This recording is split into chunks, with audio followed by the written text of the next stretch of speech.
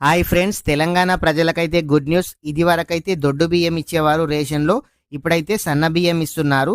అయితే ఇప్పుడు సన్న బియ్యంతో పాటు 9 రకాల సరుకులు కూడా ఇస్తామని ప్రభుత్వం అయితే చెప్తున్నారు. ఈ సన్న బియ్యం పంపిణీతో పాటు ప్రభుత్వం మరో నిర్ణయం అయితే తీసుకుంది. బియ్యంతో పాటు నిత్యావసర సరుకులు అందించాలని ప్రభుత్వం అయితే ఆలోచిస్తుంది. గతంలో కాంగ్రెస్ హయాంలో అమ్మ హస్తం పేరుతో 9 రకాల సరుకులు, ఇదే తరహాలో ఇందిరమ్మ అభయహస్తం పేరుతో పథకం అమలుకు ప్లాన్ అయితే చేస్తుంది. ఈ నిర్ణయంతో ధరల నుంచి ప్రజలైతే విముక్తి చెందనున్నారు. ఈ 9 రకాలు ఏవిస్తే బాగుంటుందో కామెంట్ అయితే చేయండి. అదేవిధంగా ఈ 9 రకాల సరుకుల కిట్టు ఎప్పటి నుంచి ఇస్తారో తెలియగానే కూడా మన ఛానల్లో వీడియో చేయడం అయితే జరుగుతుంది.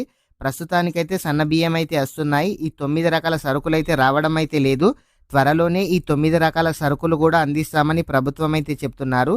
ఫ్రెండ్స్, ఇంకా ఎవరైనా సరే మన ఛానల్ని కనుక సబ్స్క్రైబ్ చేయకుంటే మన ఛానల్ని సబ్స్క్రైబ్ చేయండి. Thank you friends.